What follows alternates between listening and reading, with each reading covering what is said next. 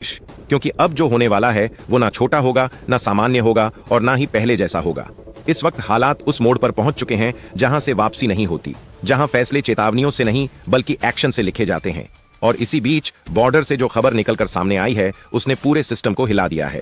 जैसे ही यह खबर सामने आई, भारत ने बिना एक पल गंवाए हाई अलर्ट मोड एक्टिव कर दिया और उसी सेकंड आयरन फिस्ट की तरह जवाबी तैयारी शुरू हो गई।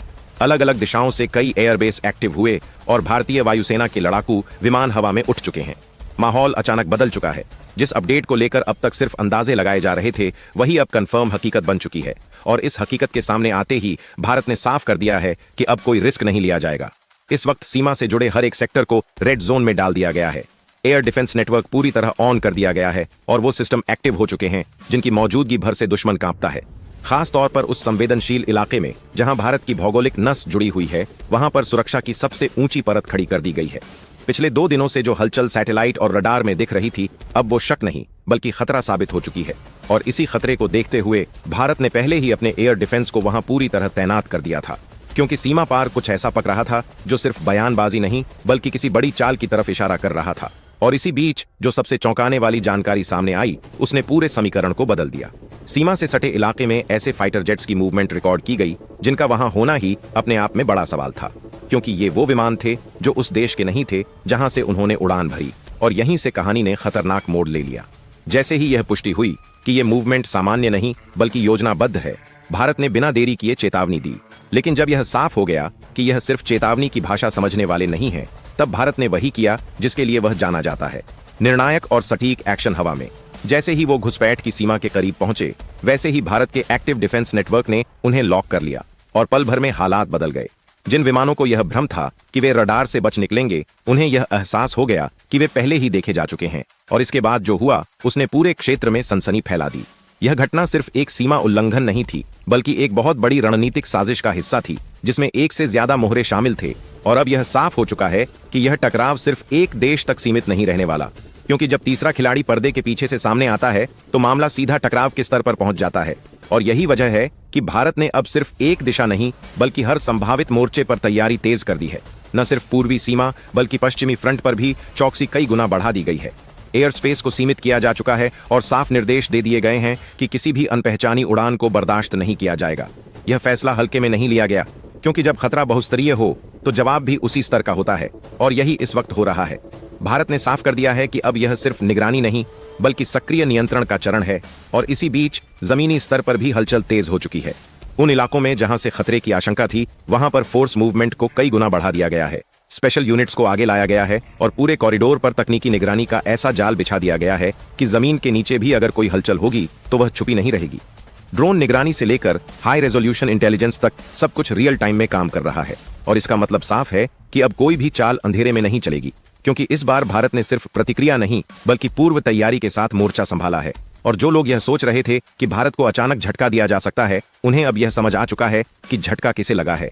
और यह सिर्फ शुरुआत है। और जैसे जैसे यह पूरा घटनाक्रम आगे बढ़ा, तस्वीर और ज्यादा साफ होती चली गई, क्योंकि अब यह सिर्फ बॉर्डर पर हुई एक घटना नहीं रह गई थी, बल्कि यह साफ तौर पर एक बड़े गेम प्लान का हिस्सा बन चुकी थी।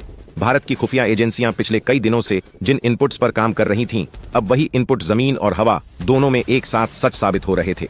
सैटेलाइट डेटा, रडार फीड और इंटरसेप्ट की गई कम्युनिकेशन से यह साफ हो चुका था कि सीमा पार सिर्फ हलचल नहीं बल्कि सुनियोजित तैयारी चल रही थी।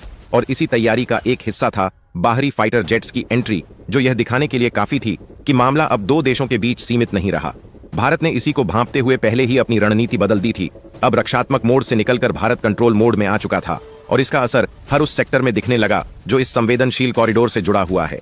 एयर डिफेंस की परतों को एक के ऊपर एक सक्रिय कर दिया गया था, ताकि कोई भी ऑब्जेक्ट, चाहे वह तेज रफ्तार में हो या लो हाइट पर उड़ रहा हो, बिना पकड़े न निकल सके।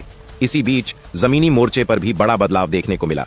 जहां पहले सिर्फ निगरानी थी, वहां अब सक्रिय ऑपरेशन शुरू हो चुके थे। उन इलाकों में जहां से घुसपैठ या सप्लाई लाइन की आशंका थी, वहां पर अचानक फोर्सेस की मौजूदगी कई गुना बढ़ गई। टैंकों की मूवमेंट सपोर्ट व्हीकल्स और आर्टिलरी यूनिट्स को आगे की पोजीशन में लाया गया, ताकि किसी भी स्थिति में तुरंत जवाब दिया जा सके।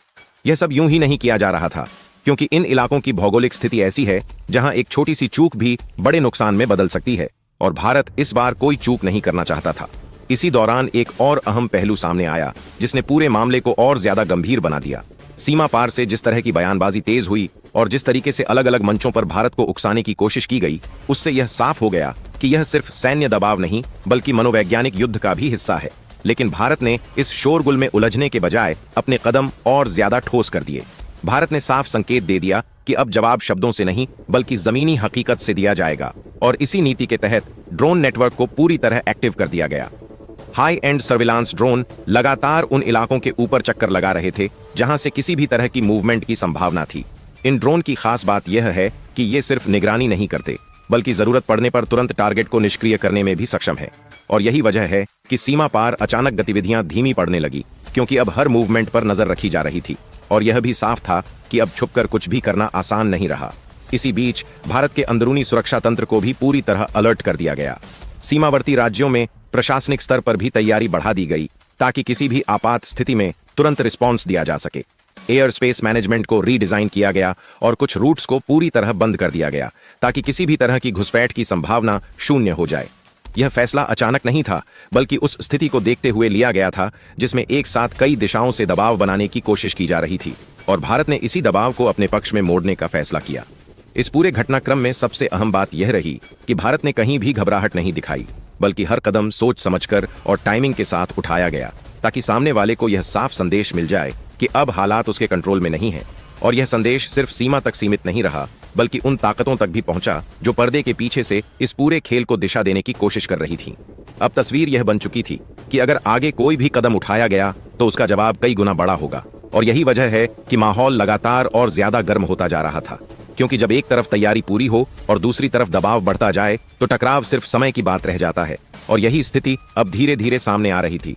और अब हालात उस मुकाम पर पहुंच चुके थे जहां सिर्फ सैन्य ताकत नहीं बल्कि राजनीतिक और कूटनीतिक दबाव भी एक साथ काम करने लगे थे।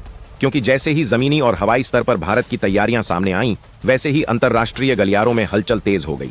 कई देशों की नजरें अचानक इस पूरे क्षेत्र पर टिक गईं, क्योंकि सबको यह अंदाजा हो चुका था कि यह टकराव अगर फिसला तो उसका असर सिर्फ एक सीमा तक सीमित नहीं रहेगा, और इसी वजह से पर्दे के पीछे चल रही बातचीत भी अचानक तेज हो गई।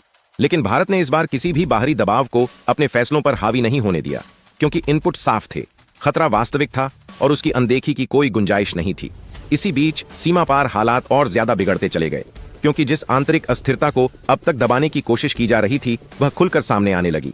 और यही वह बिंदु था जहां भारत को यह साफ दिखने लगा कि यह सिर्फ सैन्य दुस्साहस नहीं बल्कि आंतरिक विफलताओं से ध्यान हटाने की कोशिश भी है।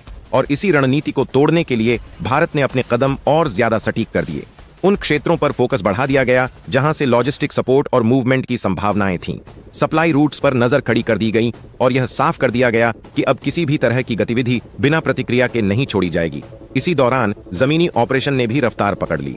सीमावर्ती इलाकों में फोर्सेज ने उन पॉइंट्स को कंट्रोल में लेना शुरू किया जो रणनीतिक रूप से बेहद अहम थे, क्योंकि इन पॉइंट्स का मतलब सिर्फ जमीन नहीं बल्कि पूरे इलाके की पकड़ होता है। और जैसे जैसे ये पॉइंट्स सुरक्षित होते गए वैसे वैसे सामने वाले की स्थिति और कमजोर होती चली गई। अब हालात ऐसे बन चुके थे कि जवाबी बयानों की धार खत्म होने लगी थी और उसकी जगह बेचैनी ने ले ली, क्योंकि जब तैयारी पूरी हो और सामने वाला शांत हो जाए तो उसका मतलब अक्सर यह होता है कि उसके पास कहने को कुछ नहीं बचा। इसी बीच भारत के भीतर भी संदेश साफ था कि देश की सुरक्षा से जुड़ा यह मुद्दा किसी भी राजनीतिक या वैचारिक मतभेद से ऊपर है, और इसी एकजुटता ने भारत की स्थिति को और मजबूत कर दिया। क्योंकि जब अंदर से आवाज एक हो तो बाहर की चुनौतियां अपने आप छोटी पड़ने लगती हैं।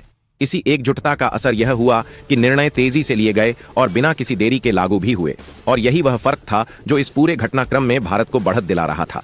अब सामने वाले को यह समझ आने लगा था कि वह जिस तरह के दबाव की उम्मीद कर रहा था वह उल्टा उसी पर भारी पड़ रहा है, क्योंकि हर कदम पर भारत एक लेयर आगे निकल चुका था। और यही वजह है कि तनाव कम होने की बजाय और ज्यादा गहराता चला गया, क्योंकि अब पीछे हटना कमजोरी माना जाता और आगे बढ़ना जोखिम बन चुका था। और इसी दुविधा में हालात और ज्यादा उलझते चले गए, और इसी उलझन के बीच भारत ने अपने अगले कदम के संकेत भी देना शुरू कर दिए, जो यह दिखाने के लिए काफी थे कि अगर जरूरत पड़ी तो यह सिर्फ सीमित प्रतिक्रिया नहीं होगी बल्कि एक व्यापक और निर्णायक कार्रवाई भी संभव है। और यह संकेत सिर्फ शब्दों में नहीं बल्कि मूवमेंट में दिखाई देने लगे थे, जिससे साफ हो गया था कि यह कहानी अभी खत्म नहीं हुई है बल्कि अपने सबसे अहम मोड़ की तरफ बढ़ रही है। और अब तस्वीर पूरी तरह साफ हो चुकी थी, क्योंकि जिस मोड़ पर हालात पहुंच चुके थे वहां आधे फैसलों की कोई जगह नहीं बची थी। भारत ने जो तैयारी की थी वह सिर्फ दिखावे के लिए नहीं थी बल्कि उस स्थिति के लिए थी जहां हर सेकंड मायने रखता है और हर चूक भारी पड़ सकती है। इसी वजह से अब फैसले तेजी से नहीं बल्कि सटीकता से लिए जा रहे थे। क्योंकि जब मैदान तैयार हो और मोहरे अपनी जगह पर हों तो खेल का रुख पलटने में ज्यादा वक्त नहीं लगता। इसी बीच सीमा पार अंदरूनी हालात और ज्यादा बिखरते चले गए, क्योंकि जिस दबाव को बाहर की तरफ मोड़ने की कोशिश की जा रही थी वह अब वापस अंदर की तरफ लौटने लगा था। और यही वह बिंदु था जहां पूरा संतुलन गड़बड़ा गया। जब एक तरफ सैन्य दबाव बढ़े और दूसरी तरफ आंतरिक नियंत्रण कमजोर पड़े तो हालात अपने आप हाथ से फिसलने लगते हैं। और यही इस वक्त देखने को मिल रहा था। भारत ने इस कमजोरी को पहचाना और उसी के अनुरूप अपनी रणनीति को और धार दी। अब लक्ष्य सिर्फ निगरानी या चेतावनी तक सीमित नहीं रहा, बल्कि उन संरचनाओं पर फोकस किया गया जो इस पूरे घटनाक्रम की रीढ़ थीं।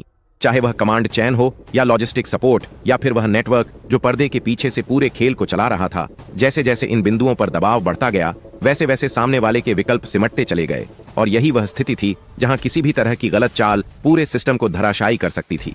इसी दौरान अंतर्राष्ट्रीय स्तर पर भी रुख धीरे धीरे बदलने लगा, क्योंकि अब यह साफ होता जा रहा था कि मामला सिर्फ एक तरफा आरोपों का नहीं बल्कि क्षेत्रीय स्थिरता से जुड़ा हुआ है।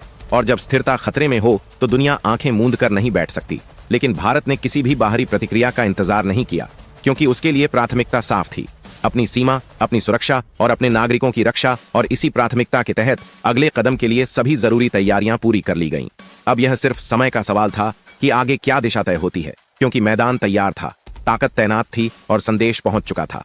और जब संदेश साफ हो तो जवाब भी उसी स्पष्टता के साथ आता है।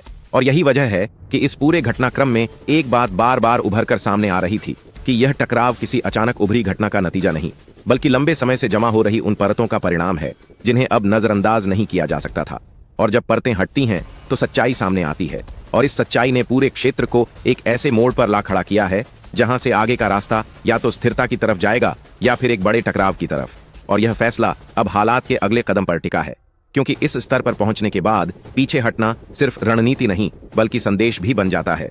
और संदेश की ताकत इस वक्त किसी भी हथियार से कम नहीं है। दोस्तों, आपने पूरे हालात देखे, आपने समझा कि मामला कितना गंभीर है। यह कोई फिल्मी कहानी नहीं है, यह हमारे देश की सुरक्षा, हमारी सीमाओं और हमारे भविष्य से जुड़ा हुआ सच है।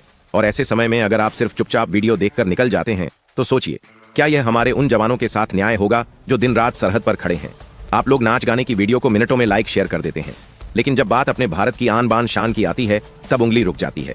अगर आप सच में भारत से प्यार करते हैं, अगर आपके दिल में भारत माता के लिए सम्मान है, तो इस वीडियो को लाइक जरूर करें, चैनल को सब्सक्राइब जरूर करें। क्योंकि एक सच यह भी है कि हमारे 93.5% दर्शक वीडियो तो देखते हैं लेकिन चैनल को सब्सक्राइब नहीं करते।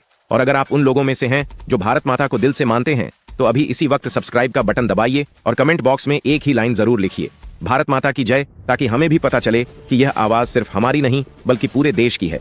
वीडियो को ज्यादा से ज्यादा शेयर कीजिए ताकि हर भारतीय तक यह सच्चाई पहुंचे। जय हिंद।